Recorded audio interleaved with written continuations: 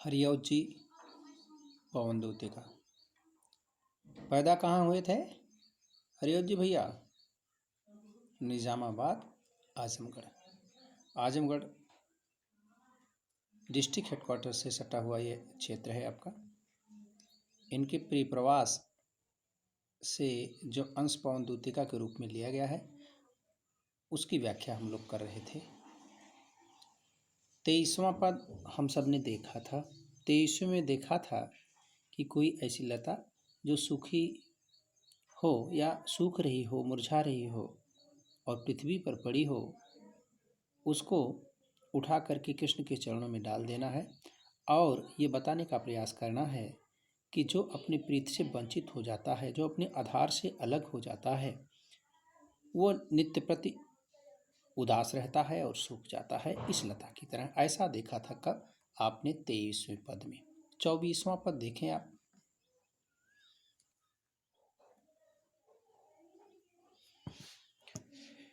कोई पत्ता नवल तरु का पीत जो हो रहा हो, तो प्यारे के दृग्युगल के सामने ला उसे ही धीरे धीरे संभल रखना और उन्हें यूं बताना, पीला होना प्रबल दुख के प्रोसिता सा हमारा।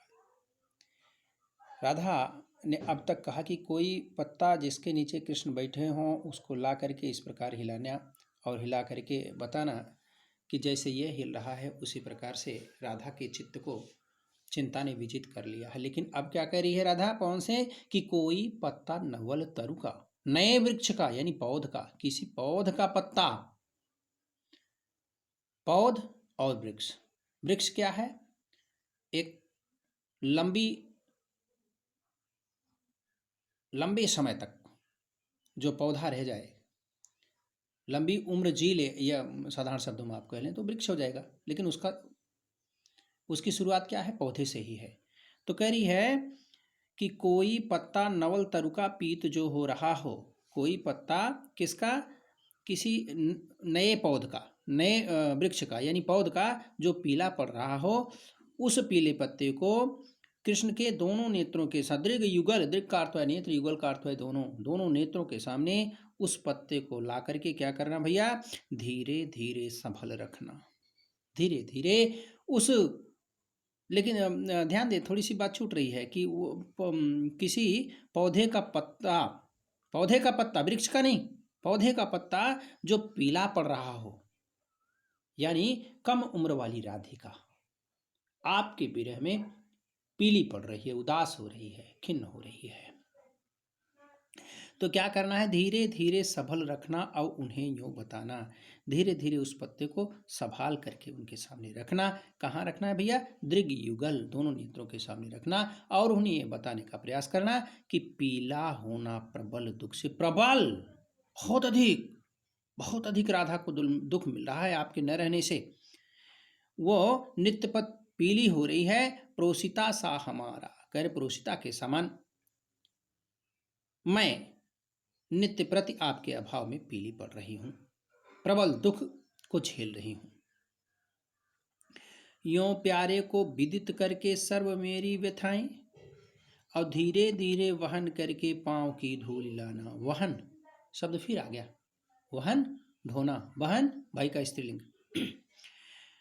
यों प्यारे को विदित करके सर्व मेरी व्यथाएं, इस प्रकार प्यारे श्री कृष्ण को मेरी सभी परेशानियों को बता करके, विदित करा करके, जानकारी दे करके धीरे धीरे वहन करके पांव की धूल लाना, धीरे धीरे उड़ा करके, उठा करके उनके चरणों की धूल लाना, पांव की धूल लाना। और थोड़ी सी भी चरण रज जो ला न देगी हमें तू, ऐ हवा, अगर उनके चरणों की जरा सी भी धूल तुम मुझके ला के नहीं देगी, हाँ, कैसे तो व्यथित चित्त को बोध मैं दे सकूंगी।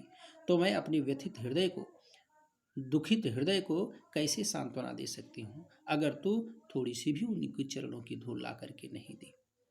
राधिका जी कह रही हैं कि इस प्रकार श्री कृष्ण को मेरी सभी परेशानियों को बता करके धीरे धीरे उनके चरणों की धूल उड़ा करके मेरे पास लाना।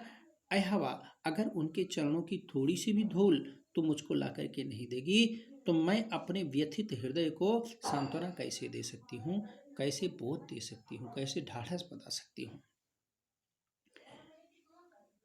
पूरी होवे न यदि तुझसे अन्य बातें हमारी, तो तू मेरी विनय इतनी मान ले और चली जा, और छू के प्यारे कमल पग को प्यार के साथ आ जा, जी जाऊंगी हृदय तल में मैं तुझी को लगा के।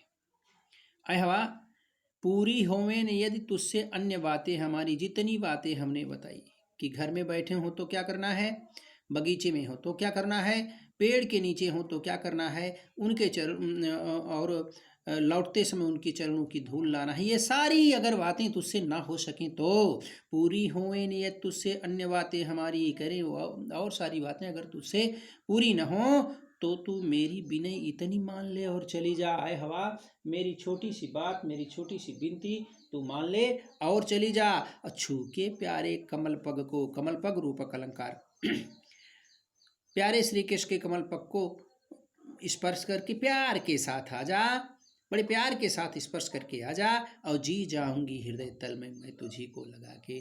आए हवा, मैं हृदय तल में तुझको ही लगा करके अपना जीवन धारण कर लूँगी या अपना जीवन जी लूँगी। इति यह चैप्टर आज समाप्त हो गया प्रिय प्रवास से। ठीक है भैया, नेक्स्ट टाइम नेक्स्ट चैप्टर।